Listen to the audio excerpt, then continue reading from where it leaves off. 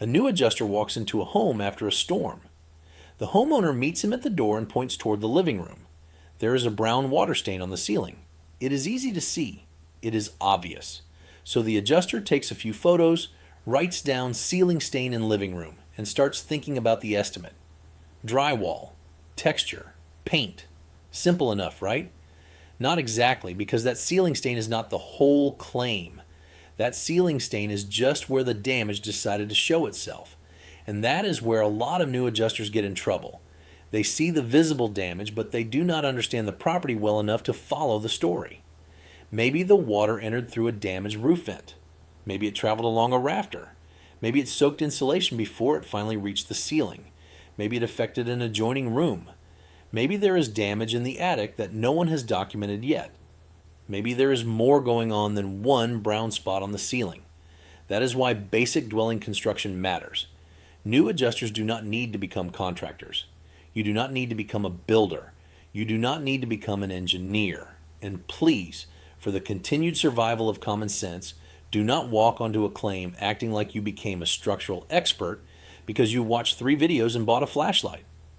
But you do need to understand the house you are inspecting. Because a home is not just a roof, walls, floors, and a policyholder hoping this goes smoothly. A home is a system. The roof connects to the framing connects to the walls connect to the foundation, the exterior protects the interior finishes are connected to layers underneath them, and damage does not always stay in one neat little area just because that would make your estimate easier. Water does not care about your sketch. Wind does not care about your schedule. Hail does not stop at the first dent and politely wait for you to catch up. Damage moves where the structure allows it to move.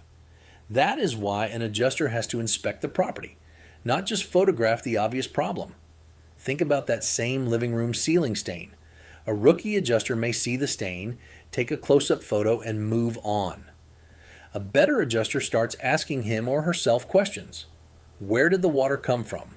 What is above this room? Is there an attic? Is there a roof slope above it? Is there a plumbing line nearby? Did the water touch insulation? Is the drywall soft? Is the texture affected? Does the stain continue into an adjoining room? Are there baseboards, flooring, cabinets, or wall cavities that need to be checked? That is the difference between taking pictures and performing an inspection. The stain is not just damage. The stain is a clue. The same thing happens outside. A homeowner may say, "The storm blew off some shingles." So the new adjuster walks around, sees the missing shingles, photographs them, and thinks the roof portion of the inspection is done. But a better adjuster looks at the roof system. If shingles are missing, what about the ridge cap? What about the vents? What about the flashing? What about the valleys? What about the drip edge? What about the gutters, downspouts, fascia, and soffit? If hail hit the roof, did it also hit soft metals, window wraps, screens, garage doors, or exterior elevations? If wind affected one slope, did it affect another? A rookie adjuster looks at one damaged component. A better adjuster looks at how that component connects to the rest of the property. That does not mean you invent damage. It does not mean you overscope the file. It does not mean you promise coverage. It means you understand enough about the dwelling to know what needs to be inspected, photographed, measured, documented, and reported. That matters because when you leave the property, your claim file has to speak for you. The desk adjuster was not standing there with you. The carrier manager was not standing there with you. The reviewer was not standing there with you. They only have your photos, notes, measurements, sketch, and estimate. If your documentation does not explain what happened, where it happened, what materials were involved, and how the damage connects to the property, the file starts creating questions. And questions create delays. Delays create supplements. Supplements create re-inspections.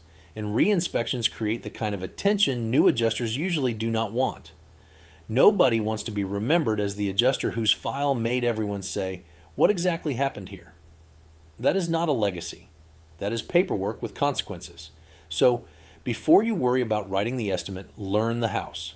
Learn how a roof system works. Learn basic exterior materials. Learn interior finishes. Learn basic framing terms. Learn how water moves. Learn how wind and hail affect different building components.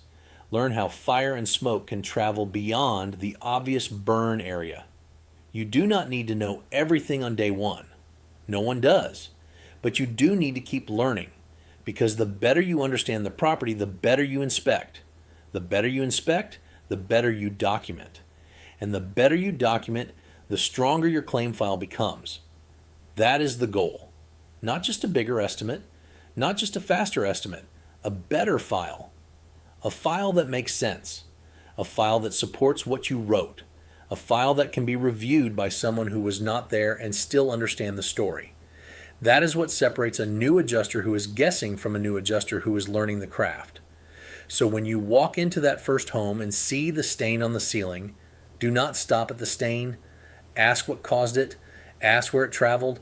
Ask what materials it touched. Ask what else needs to be inspected, because you cannot properly estimate damage if you do not understand the property. Do not just learn the software. Learn the house. If this was helpful, like, follow, and subscribe for more real-world adjuster training.